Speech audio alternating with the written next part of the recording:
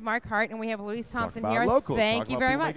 Welcome, guys. Can you hear us? I can hear you. Then don't worry about the damn headphones. Just talk close into the microphone, please. Mark, tell us what the Florida Media Coalition is. Well, it's a new organization funded with a grant from the Media and Democracy Coalition in Washington, D.C. We have a number of issues we're working. First and foremost in Florida, save public access television. That's a huge deal. That's why Louise is here. I like being on TV. I like running the whole TV thing. I like being involved in the I actually don't like being on TV, but thanks. Come on, but you don't? You're very comfortable right now. You're just like, come on, let's talk. Yeah, I've gotten really familiar and used to it. I've been doing it for about 8 years, doing the TV. But what we're really interested in is making sure that the public keeps a voice. Yes. And what's happened in the state of Florida that is so bad, and why the Media and Democracy Coalition funded this position for us here in Florida, is because of the state law that got passed, the state video franchising law that was passed last year, called, like all their good names, the Consumer Choice Act of 2007. Of course, yeah. And that allowed the, as you can see, what's happened is it allowed the cable companies to channel slam us, so that now we went from channel 19 and 20 to 949 and 950, and the government channel went from HTV went from 22 to 622, and the education channel's up in 618. It's crazy. What are well, that's wrong. You're fighting the right fight. You know, is it budget cuts that are doing that, or is it really what you just said? I'm sorry. State law. The Consumer Choice Law? Consumer Choice Law, or is it funding that had something to do with that law? I mean, we're also suing the county. That's another story. So we're in a couple of battles, and they're just getting worse, and they're not just us, but this is happening all over the country. They earmarked some states, and they started doing state video franchising, so local governments no longer make these decisions, which is really bad. Now, beginning in July, if you got a problem with your cable company, you can't call your local council person or commissioner. You've got to call the Department of Agriculture in Tallahassee. Because that makes a whole lot of sense. Yes, it makes no sense. Is there, Mark, is there a Tennessee Media Coalition? Is there an Arkansas Media Coalition, or?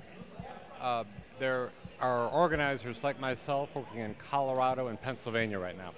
That's it. Are you hoping? Well, the Media and Democracy Coalition intends to add state organizers, but given the situation in Florida, we were among the first.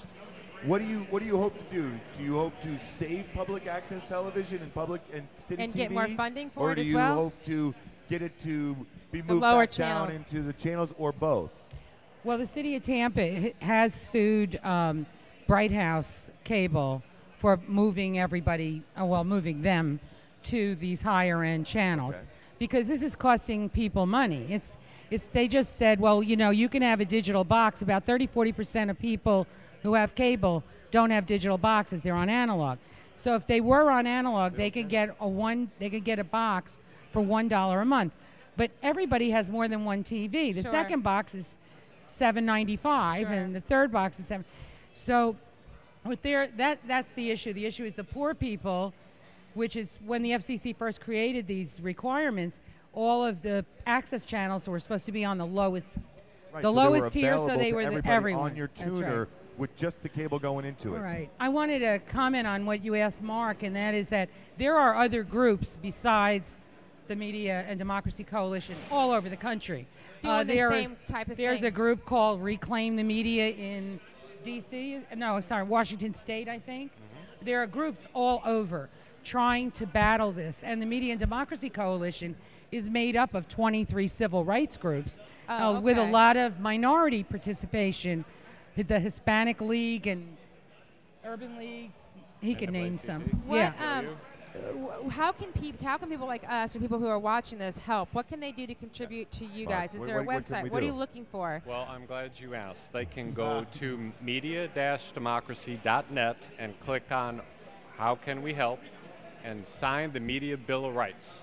Oh, really? So you're really actually going at it with the traditional signature? Well, if you look at this Media Bill of Rights, which I don't think a soul wouldn't sign, because it says the public owns the airwaves, and we should continue to have, access and localism and so forth. So that's one way to do it. The other way is to get in touch with Mark, and that is Hart, HARTM, for his first, at TBCN, Tampa Bay Community Network.org. Give us the other website again real quick, the other URL address you just gave us.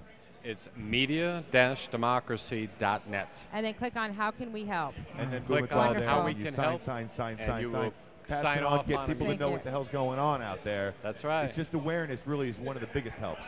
And we will help. We'll be there.